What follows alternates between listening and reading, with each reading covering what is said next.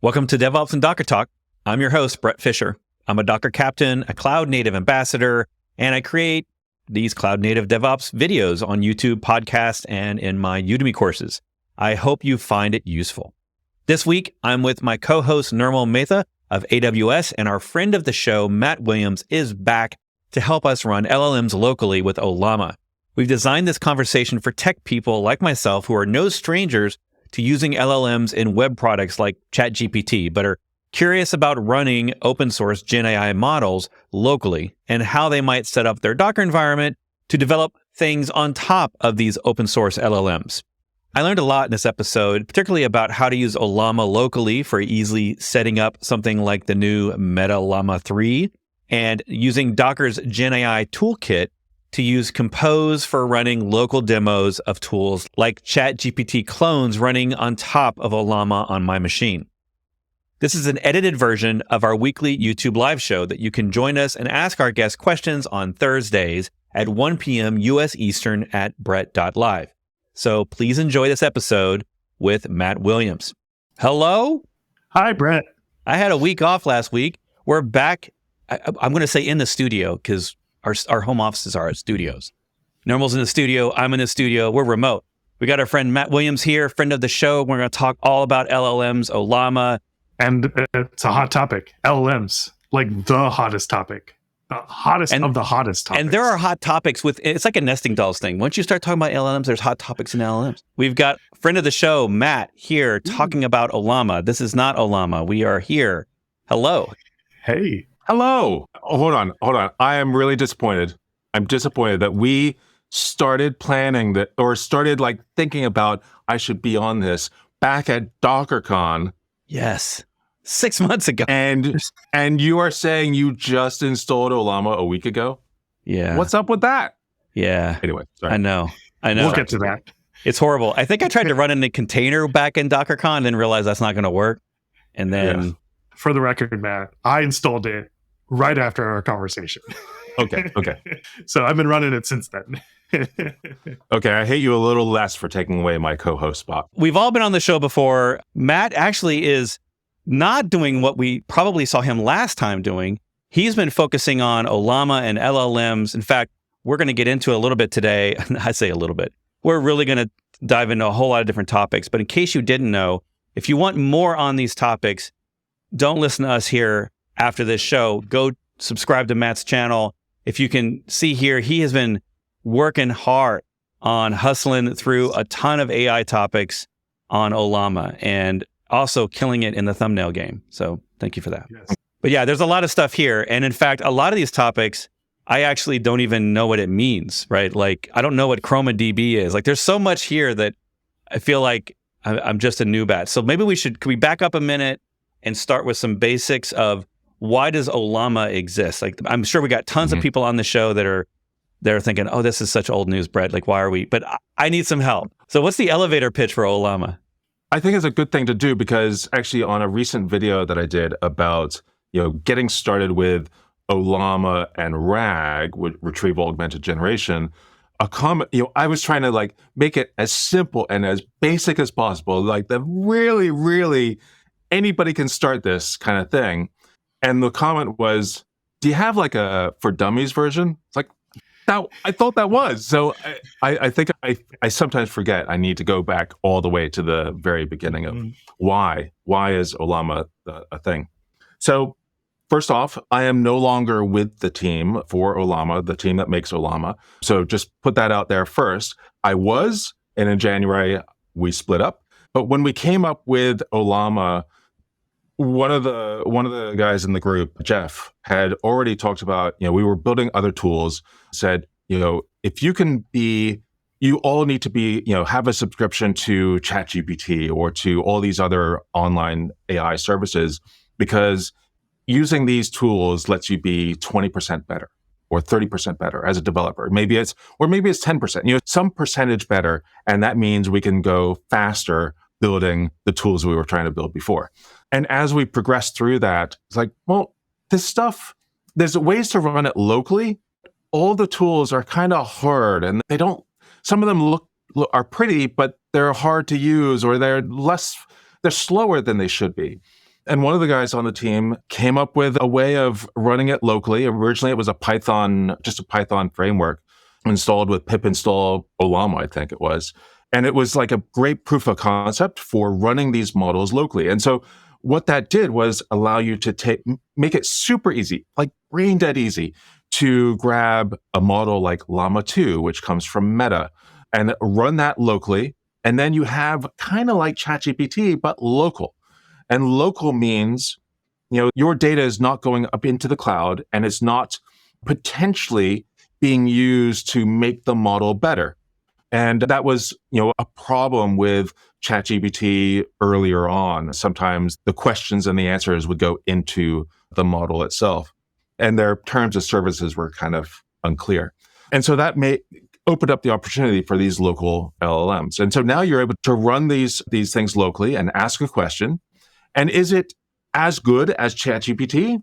Sometimes it is. Sometimes it's not, but sometimes it is. And often, especially if I'm asking a coding question, I was working on a project pretty recently, and I sometimes, kind of default to opening up ChatGPT and asking a question.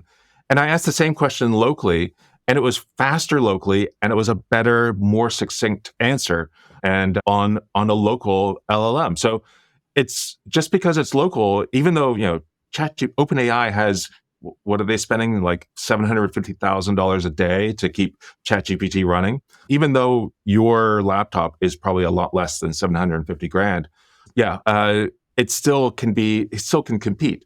And then you could have all these other use cases, like I live on an island to the west of Seattle called Bainbridge Island. And yesterday or 2 days ago, I went into the city to go to Open Source Summit, I think CNCF event.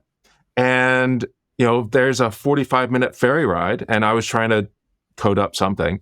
And of course, I have no internet connection when I'm on that boat. Even if I'm tethering to my phone, there's just no cell towers in the middle of Puget Sound. So I'm completely offline, and using models locally, I can do really interesting things. So that was kind of a lot of those points are why Ollama exists and why people get excited about Ollama. To that point, I think this area is moving so fast, and Ollama helps you kind of adapt to the new models that are coming out, new features of all these ChatGPT-like interfaces, multimodal, all those things. But I kind of want to rewind a little bit as well, back to your point.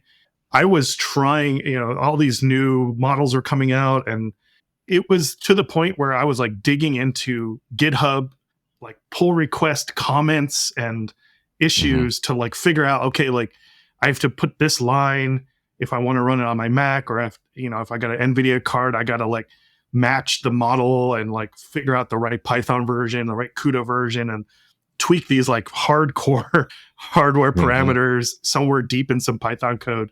Ollama just solved all that, right? Wow. And that was incredible. You went from like just like almost like kernel level hacking, rolling your own distro to run these models to, just one command. Right. And I would say kind of almost the same experience one would get from Docker with running containers. It's that same kind of frictionless user experience, but for models. And then on top of that, if you want to kind of go into more, now that layer is there where you can just spin up these models locally, it's also providing an API, right? And now there's more things that people are building on top. Can you kind of go into that a little bit? Yeah. Well, at the beginning, I mentioned that originally it was purely a Python library. And so we'd do a pip install, whatever, Ollama. But that's the way all the tools out there do it. Everybody thinks, okay, well, it's AI, it's machine learning. So therefore, I have to use Python. And so in order to do anything, I have to have a Python environment that I haven't hosed yesterday, because I don't know, I keep trying to do it the right way. And no matter what I do, I always screw up my Python environment. I have to reinstall and, use Conda. Okay, I try to use Conda, and that makes it even worse. And so I hate having to deal with Python. And so one thing that we did pretty early on was do this transition from this Python environment to having Ollama written totally in Go. But the user doesn't need to know the fact that it's written in Go. I mean, that's totally hidden for most users. You just go to the website, You download the installer for Mac or Windows or Linux, and you install it, and it just works. And then there's this API piece on top. So there's actually two parts of Ollama. There's one executable. So you have that one executable, and if you call it Ollama serve, then it runs a service in the background. And if you use the default installers, that service is going to run automatically. It's going to be there in the background running for you. And then you run that same command, Ollama, but you feed a run command, Ollama run Llama 2, and now that is your client, and that is really an API client to that Ollama serve service. But it doesn't have to be the CLI. It could be the Open Web UI is a web UI for Ollama, or there's all sorts of other clients that are also API clients for Ollama. So everything that the CLI does is using published and documented APIs that are in the API docs on the GitHub repo, are really simple to, if you're a developer, really easy to understand. And then you can build something that, some people don't like the CLI. I don't understand that, because it's going to be the fastest and easiest and most powerful way to use it. But people like UIs. And so there are plenty of UIs that exist. And the list of UIs just keeps growing and growing and growing, that for different ways that people can work with Ollama. And that's all provided right away. You don't have to do anything special to turn on the API. It's just there as soon as you install Ollama. So Ollama's, like you said, it's a couple of pieces here. One of them is clearly like an installation automation thing where I don't have to go hunting down a graph database to install or whatever. So we've got this list of models. So one of the things that like day one for me was, okay, Ollama isn't an LLM itself. It's not a model that I get from Facebook, or, it doesn't have all that stuff in it. But it, like Nirmal was saying earlier, it almost feels like the Docker of LLMs, where it sort of lists the ones it supports, and I can use a very quick little command to spin them up. Now, one of the things I also figured out was, I can't just run Ollama in Docker on different OSs. And that's because of the GPUs, right? Can you talk a little bit about that? Like, what's the deal there with how does this relate to me as like a programmer or someone who's running stuff on top of Ollama? Yeah, so the default way, the main way to install Ollama is as a native install on Mac, Windows, or Linux. But some people like to use Docker. Who knew? And they want to run everything in Docker. And I remember a while back, I went to one of the years that I spoke at DockerCon, and there was somebody who was doing a presentation at DockerCon who was like, I do everything in Docker. And they were like playing games, and they were doing all these other weird GUIs in Docker. Okay. So yeah, people like Docker. But unfortunately, so that works great on Linux. If you're on a Linux machine and you run Ollama in Docker, great. It works just like it does on the root, on the host operating system. Same thing with Windows. It runs great. It just works. There's a problem, though, on Apple Silicon. If you run Docker on Apple Silicon, Docker doesn't run natively on on a Mac. It runs, there's a VM that runs. And so there you've got Linux, and then, or some Linux, and then you got Docker running on top of that. But Linux doesn't have drivers to access the GPU on an Apple Silicon machine. And it doesn't have that because, there's several things that need to happen in order for that to work. And none of the pieces are there. And I think all the pieces are waiting for the other piece to happen first. And so it's never going to happen. I don't know, never. But for now, if you run Ollama in Docker on a Mac, you're not going to get access to a GPU. And that is a big deal because, when you if I run Ollama on my M1 Max with 64 gigs, if I run Llama 2 7B, which is 7 billion parameters, then I'm going to get an answer back, and it's going to return the answer with 60 something tokens, or roughly words per second. So that's pretty fast that it spits that out. To do it with CPU only, it's probably closer to 1 token per second or half a token per second. Wow. The GPU makes such an enormous difference. It is like orders of magnitude faster. if you have a GPU. Well, so on Windows, we have WSL2, right? We have Linux subsystems. So when you talk about Ollama on Windows, you're talking about running Ollama on the Windows host itself, not in the WSL2 VM. Right, because that's... Well, originally, when Ollama first came out and we switched over to using Go, it was just on Apple Silicon. That was the first platform it supported. And then over a period of a couple of months, it was added to Linux. But Windows was still not available. But you could always once Linux was there, you could spin up WSL and WSL2 and run Ollama in WSL2. But then, some people don't like WSL2 or they've screwed up that environment and they just couldn't get Ollama installed. But I think maybe 2 months ago or so, the team pushed out Ollama for Windows, native Windows. So it just works. You can run it from the command prompt or PowerShell, whichever one you want, and it just works. And it's exactly the same experience on Linux and Mac and Windows. It's, open up a command prompt, any command prompt you like, Ollama, run, and then the model name. If you don't have that model installed, it downloads automatically, and then you're popped into the REPL for typing in whatever you want. It's magical. So we have an example of that going on right now, actually live during our show. So Meta just released Llama 3 while we were talking.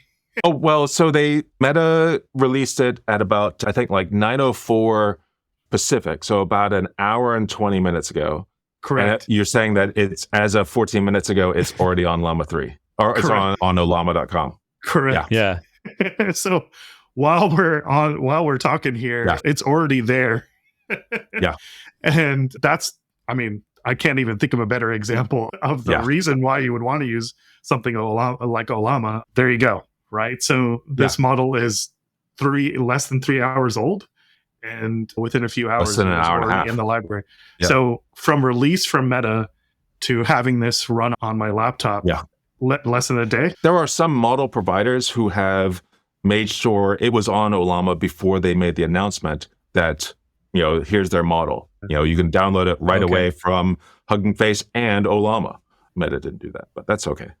So for those of us that are like, this is day one for us. So HuggingFace has been around for a while, right? Like they precede Ollama, and they're kind of like the Docker hub of LLMs. Is that of models? Of models, not just LLMs. They're the more of the GitHub for ML researchers, for machine language researchers and AI researchers. It's really meant for the people who are actually building the models and training the models and doing the really hard sciencey stuff with creating new models. That's really their space. And it's often a little complicated for figuring out, well, what model, if I just want to run it on my Mac, which model do I get? They're trying to make it easier. And every now and then there's new features that make it easier for non-ML scientists to figure out what's going on here. But it's hard, and there's a lot of stuff on there. And that was another reason for Ollama, was to make a library that you could go to that was just really easy to find whatever model you wanted. And and you've mentioned, we've all mentioned Docker a few times. There are a lot of connections to Docker in Ollama. And one of the guys that did a lot of work on Docker Hub is building out the Ollama registry and applying all that code that was in the original Docker Hub to the Ollama registry. And in fact, all the models are just like Docker images, where there's a whole bunch of layers, and those there's a layer that is the model weights file. There's another layer that is the parameters. There's another layer that is the system prompt, and all of those are the model. What Ollama calls a model, and so Very a lot cool. of similarities to Ollama. I was just going to say, we're looking at the Llama 3 page, and this is one of the advantages of Ollama. I'm taking it. So I don't have to know, for example, it's showing like an API example of using curl to send a prompt to a new version of Llama through a very similar pattern that you would have to any other Ollama model or usable model. And so it looks like I don't have to be an expert in exactly how that model is configured.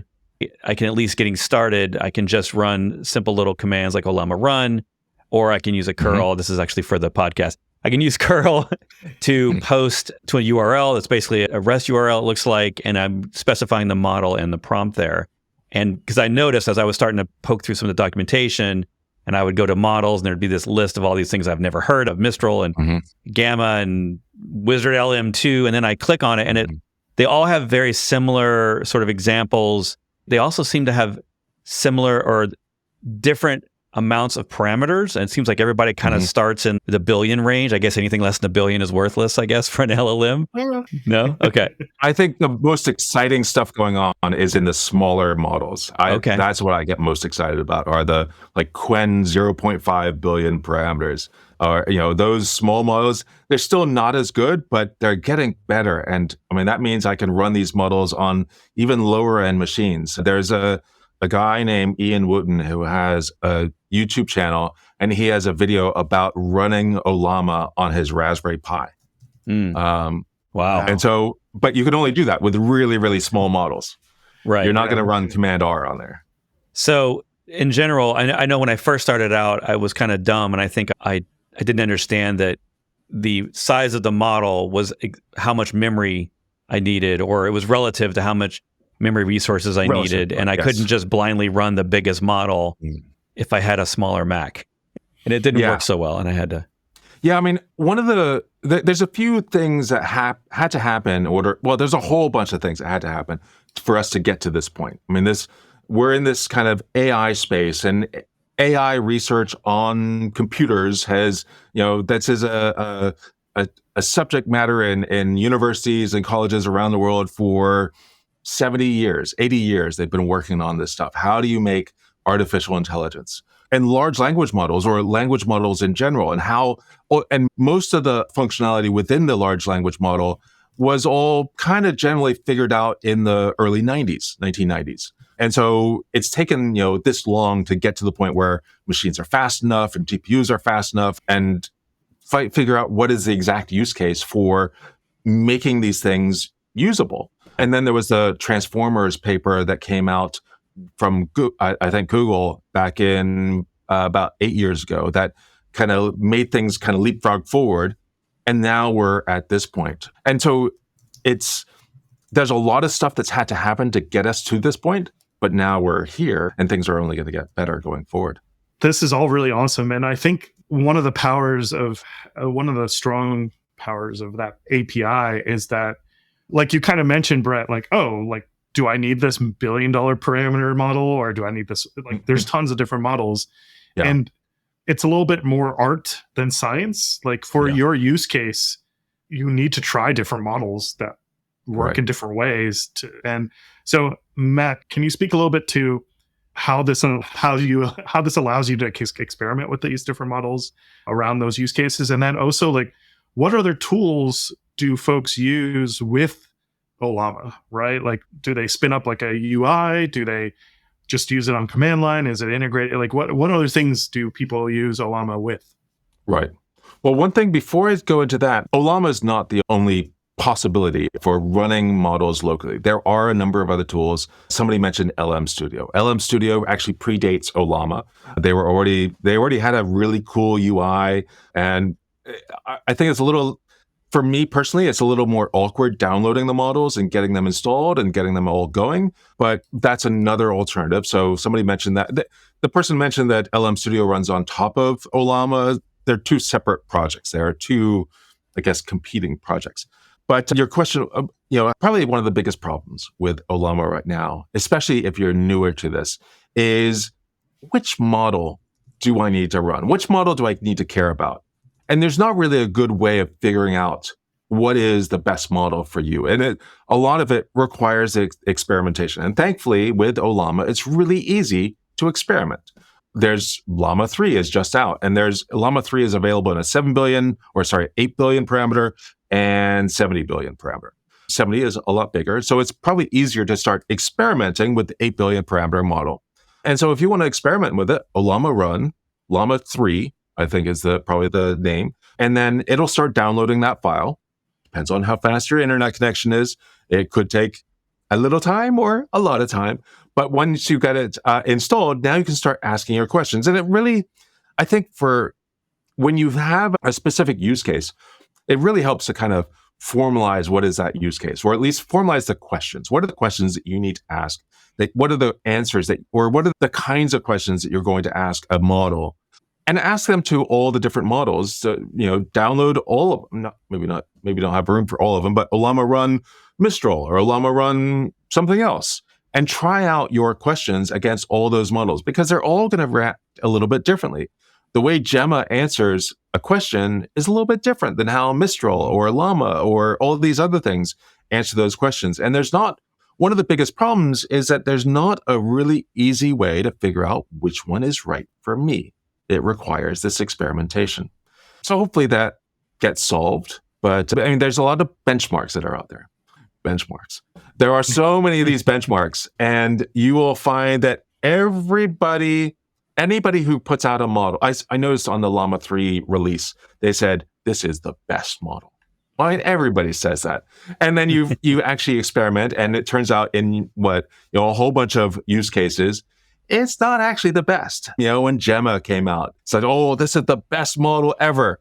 Yeah, for a lot of things, it was pretty bad compared to anything that came before it. And it just depends on your use case. And thankfully, it's really easy to experiment, but it's unfortunate that you have to do all that experimentation. But then you ask, what other tools are there for running on top or running with? Ollama was designed at the beginning to be a developer tool. First and foremost, it's a developer tool, because only crazy developer types want to spend time in the CLI and working with Ollama directly. Usually, people are going to have Ollama as a component of a larger application.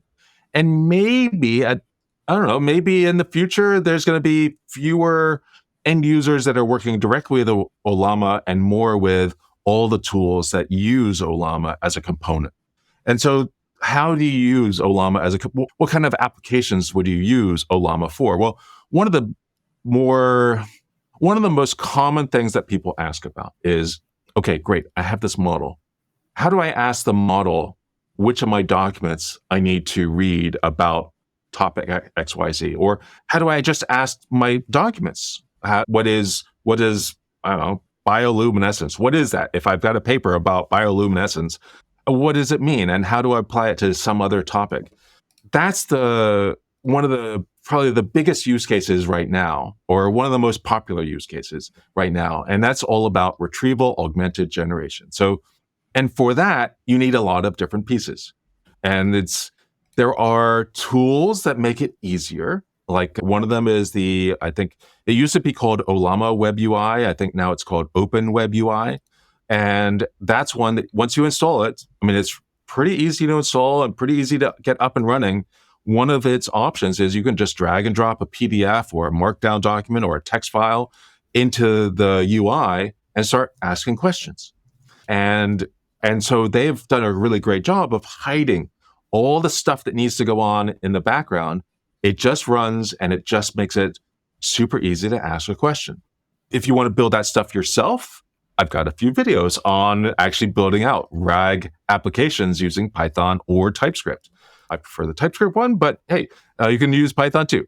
And Open Web UI is interesting because they've also got this kind of competing registry of models. I don't really understand why they're doing that, but their Web UI is really, really cool. And there's a whole bunch of these Web UIs. Yeah, there's quite a list on the Ollama. So you mentioned this word RAG. Brett, do you know what a RAG is? What's a RAG, Brett? If it's an acronym, and not a word, my understanding is, let's see if I get this right. My understanding is it allows you to customize the response based on not the model, but the extra input you're giving it. So I guess you're not injecting it at prompt time as a human, but it's something in the middle that you're injecting, like your PDFs or your knowledge base. For me as an instructor, I've answered tens of thousands of questions. So one use case that I want to explore is, how do I take those tens of thousands of questions I've answered over the years, inject them into an existing LLM, and then get like custom answers in my voice to my students? I don't know if there's anybody out there that would be interested in that, but I'm not really even sure where to get started with that other than just pick a model and figure out how to inject some data. Is that RAG? Is that what I'm doing when I do that? There are two things that you would look at for that kind of use case. There's either RAG, and there's also this other idea of fine tuning. So let's take a look at RAG. What's involved with RAG? For RAG, you're not going to just shove all your questions and just like shove it at the model, or even ask a question and just throw all your 10,000 questions at the model with your question, because it's just going to get first off, there's a bunch of problems. So models have something called a context size, and for a long time, context size was limited to like 512 bytes or 512 tokens. There are these. Okay, let's roll back a little bit. Tokens. What is a token? So a token is a common word part. Chair would be a token on its own, but indistinguishable there's probably a token for in, and there's probably another token for distinguish, and there's probably another token for able. And so it might not actually work out like that, but it would be like 3 tokens. And so most of the time that we're dealing with these models, we're dealing with tokens. So it's important to know that tokens are kind of words or word parts. So you're not going to just throw out a whole bunch of tokens and hope that it gets it right, because there's this context size, and context is measured in number of tokens that can be added to the model as a question, as well as what you get back. And so there are some models that have really large context sizes. OpenAI's ChatGPT has a really big context size. One of the things that Google put out really recently was Gemini. And one of the benefits of Gemini is this massive context size. But even with a massive context size, feeding it all that data takes time because of, physics. Just uploading all that content takes a while to do. And then models that are run locally, if you have a model that has a really large context size, well, it needs a lot of memory on your system to run. And so if you are just barely squeaking by loading the model and you have a large context size, it's going to crash the machine. So you need to make sure that the model is really small compared to the overall RAM you have, or VRAM that you have, to account for all the rest of the context size that you get. So all these are problems, and there's ways to deal with the problems. And one of the ways is with this retrieval augmented generation. And so what you do is take your questions and answers, or maybe your PDF documents or your text documents or whatever, or source documents that you have, and you give it to a process. And the first thing that process needs to do is split out all that text. Well, first off, make sure we just have text. So PDFs are a problem because it's really hard to get text out of PDFs in some cases. But once you've got all that raw text, now you need to split it up. And there's different ways of splitting it up. And the goal of splitting it up is that you want to just feed the most relevant pieces. If you ask a question to your massive data set of how do I spin up Nginx in Swarm? I know you love Swarm. So how do I spin up Nginx on Swarm? Then you don't want to give it all the data. You just want to give it all the questions and answers that deal with Swarm, which I'm sure there's a lot on your place. So you give all the stuff about Swarm, but how do you find that? So you're splitting up all this massive text into these smaller chunks, and different ways of creating chunks. It could be based on number of tokens, number of words, number of sentences, or maybe even sentences that are related to each other, so are semantically related to each other.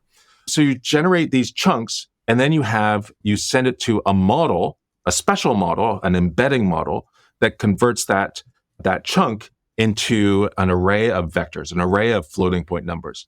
And that array of floating point numbers describes the content of that bit of text. And so once you've got that array of numbers, all the arrays of numbers of all the embeddings of all the chunks, no matter how long or short those chunks are all going to be exactly the same length, the same number of floating point numbers. And then because of that, it becomes mathematically, for a computer, not for me, but mathematically really easy to compare all those. And you can find, for how do I spin up Nginx in Swarm, it's really easy to mathematically compare and find all the chunks that are very close or very similar to that question. And now you can just hand it the 10 or 15 or 100 chunks, which is going to be a lot smaller than the tens of thousands of questions that you had before. And now you can hand that stuff off, and then the model can like process it and figure out, okay, well, based on the information you've given me, here's the answer. Yeah. That's a lot. So it sounds like RAG is a good thing. Yes. It sounds like RAG is something that I want to be using. Yeah. And that was kind of the simplified version, because there's also a database involved, and a database is the thing that's storing all these embeddings, all these chunks. And I mentioned the idea of like creating a series of videos about the different vector databases, because which one do you choose? Anytime you deal with any of anything in this technology area, there are like 1,000 questions that you need to answer in order to build any application. Because I thought there were like 8 RAG databases, 8 major ones, and it would be, I could pick like the best 4, and there'll be 4 videos. It'll be easy to do. And a friend of mine who works at a venture capital firm, he said, well, one of my companies came up with this resource. Do you want to take a look at it? And I looked at it. It's this comparison of vector databases. And it was like this listing of like 100 different sort of major vector databases from like big companies as well as small companies. Like, oh my God, my list of choices just got so much more complicated. Yeah. I don't know what to, I'm paralyzed by the amount of choice. Which one do I do first? Yeah. And I did Chrome 1 and ChromaDB, which is one of those vector databases. Okay, so that's the new channel. That's the Matt Williams vector database comparison channel. That would consume me for a year. Right. Oh, we got a really good question. Once we get to a model we really like for our use case, how do we deploy it as an API endpoint?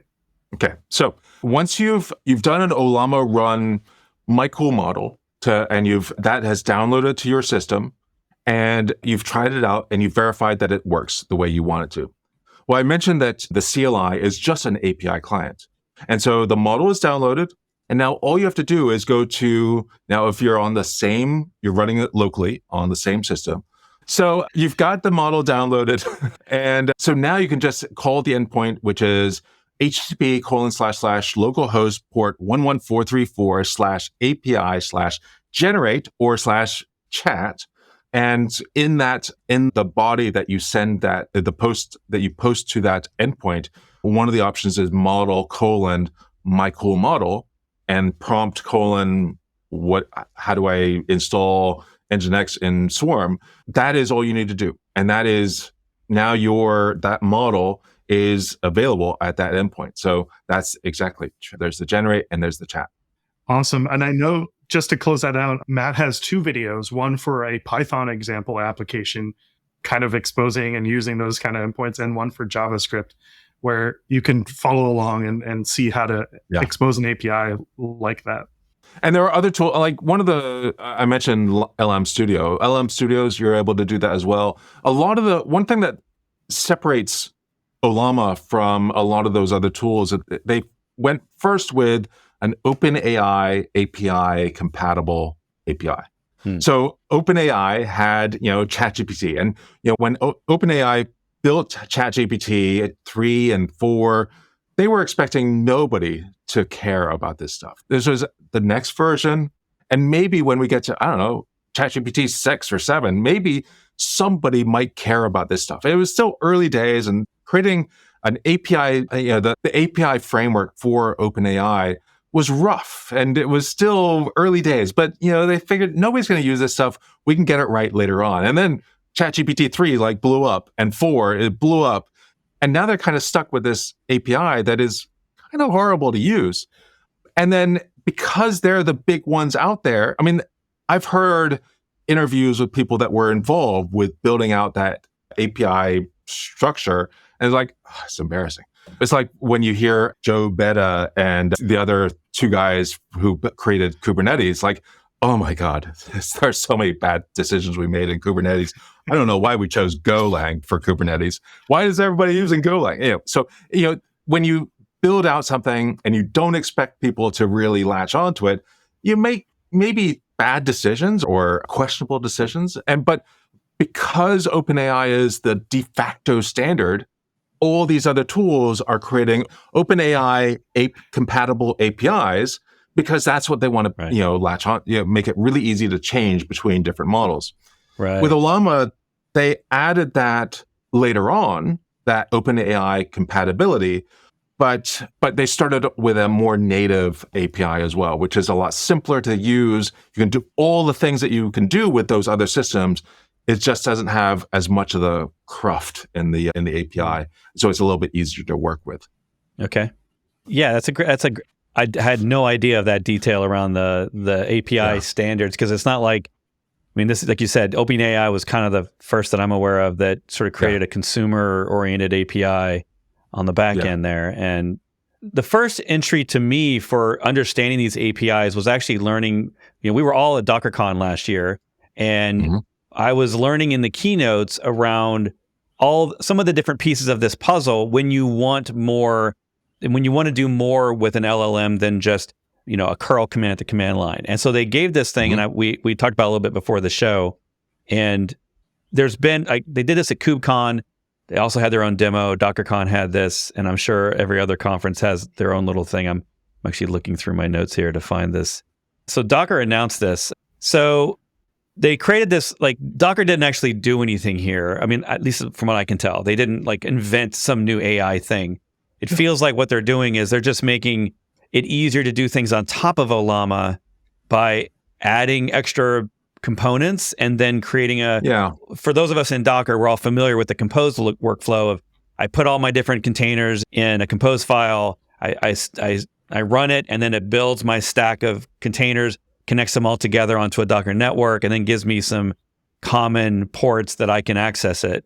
And I know you took a quick look at this. I'm not going to put you on the spot on sort of exactly everything that this does, but if someone's just getting into Ollama, but they're also interested in developing on top of LLMs and not just being a consumer, not just asking questions of a local LLM, is this one of those examples that they can go check out for, would you have other things that you think are better than this? Or on your first take of this, what would this be useful for, I guess? So this is a great example if you are watching the keynote. So if you go back to the keynote for DockerCon 2023, and you just watch that demo that Michael Hunger from Neo4j and the guy from LangChain, Chase, or Harrison, one of them from LangChain as well, they did this demo. And it's a really cool demo when you see it and see that video, because they're bringing in data from Stack Overflow and bring it into Neo4j and then using that as the RAG database to answer a question. And they start off with, what was their question? Question was something about, how do I read PDFs using LangChain? And the model didn't really, it came up with an answer, but had no basis in reality. And which is often a problem with, when you ask a model something that it just doesn't know about, it has a tendency of just making stuff up. But it's not like, there's not an easy way to say, don't make stuff up, because it's doing what it thinks it's supposed to do. It's guessing the next most likely word, which is what these things always do. They're just trying to guess the most likely next word. And it does that. It's just not fact. And so you ask it that question, and then you check the other checkbox, which is use RAG, which is pulling all this data from Stack Overflow. And then the answer is spot on, absolutely correct. And it's pretty cool watching that work. That particular demo, though, it requires some heavy resources. I think Ollama had to donate its Mac Studio to get that running with 192 gigs of memory. So it's a little bit heavy. And I think for most people, it's probably a little too much. There are databases that require a whole lot less resources. You can use LangChain. You don't have to. So you could keep it really simple. That's what those videos on my channel show is. Here's how you do it just with Ollama and nothing else. You could do it. And LangChain definitely offers a lot of ways to kind of simplify the API. And there's a competing one to LangChain, which is called Llama Index. And there's a number of other tools as well that you could use instead. So it is one possible example of, that GenAI Stack is one possible example of what you could do. And I think it is most valuable to watch the video, and as you're watching, then kind of go through the code to see how did they do what they just did. Because getting it to run, I had a hard time on my M1 Max with 64 gigs. I had a hard time running it. But the idea is to bring those parts together and show people how these components work together, which I to me, it's like LAMP stack, right? Right. It's an entry point into, these are the different types of components and the roles they play in these types of applications that people are building with LLMs. And so kind of think of it as a reference, not maybe the only way to do it. But one of the things with like a LAMP stack reference project, might be written by like one person. Right. But having the corresponding version of the GenAI stack would be if you had an expert programmer from Linux and an expert programmer who only deals with Apache and an expert programmer that only deal with MySQL and PHP, right? Right. You get all those 4 experts in the same room and build an app. And it gets to be a little bit more complicated than it really needs to be. You really want to have this built by one person to keep it simple. What Neo4j showed in that knowledge graph is really super cool. I don't know if it's really all that necessary for this particular use case, but there were some and LangChain showed in their online service, LangGraph, really neat stuff to be able to see under the hood of what's going on. It's just really, really cool. And you really get most of that just by watching the video of the DockerCon keynote. Yeah, it was, I mean, to me as the infrastructure guy, but the architecture of how the different containers are talking to each other, how does this all relate? How does Ollama run outside of my Docker stack, especially on Mac, because it has to get to GPUs, and then the things in my stack are able to actually talk to it. Like, that was actually the cool part for me. And then just the fact that it gave me some GUIs to play around with as someone who's, I can run a curl, but I don't actually understand how all these different parts are integrating with each other. And so it was a good, I like your description of it's advanced, it's more complicated than it needs to be necessarily, and it certainly has some resource requirements to it. But it might be something once you're sort of past day one, if you are interested in how might I go about developing a front end web app on my own that integrates with LLMs on the back, and how would I put all that together? That might be a good example of their compose files and whatnot that they have in here. So, and there seems to be some pretty decent updates to it. Like, it wasn't just a demo that showed up for a day at DockerCon and went away. They've got a decent set of contributors there. Okay, so real quick, we're going to wrap up. What should people do next, Matt? This is like day one Ollama for them. Obviously, go down Ollama 3. They should go to youtube.com/technoevangelist, watch every single one of the videos. When you get to this, you watched all the Ollama ones, then go on to the, my apartment walkthrough from 10 years ago and all sorts of videos that are completely irrelevant. Just watch those all, watch them again, keep watching them, share with Ollama. Just go to Ollama.com, download it, and try it out. I mean, one of the downsides to looking at a channel like this is that you might think, well, Ollama is really complicated. There's a lot of, in fact, one of the comments I got was, well, this is really complicated. LM Studio is just really easy. You don't need all these videos. Yeah, I mean, Ollama is just really simple. And these are all kind of weird edge cases. It's just a matter of installing. It's super, you can be up and running with Ollama in 30 to 45 seconds. Ollama run, enter a cool model name. Llama 3 sounds like a cool one to try it out and ask some questions and see if the answers are really good or not. And that's probably the best way to get started with. All right. Well, I'm a subscriber, and I recommend everyone else to like and subscribe over there on Matt, Technoevangelist on YouTube. And I'm excited about what's next. So also, you put out stuff on social, like you're on X. I don't know if you're on a link. I know you're on LinkedIn, but I don't know where you post everything. Yeah, I post on Mondays and Thursdays. I post a video. I still need to figure out what I'm going to do today. But I do Monday and Thursday, and then on every other day, so Friday, Saturday, Sunday, Tuesday, Wednesday, I post shorts. And I post those shorts on YouTube and on Twitter X, whatever, Twitter, and on TikTok. And I'm going to add other platforms as well. But I do all those every single day. There's a video every day. Every day. When you don't work for anyone, it's all of a sudden you get all this time available. Where did all that time go? Oh, that's right. The job. Well, thank you so much for being here, Matt. Thanks for watching, and I'll see you in the next one.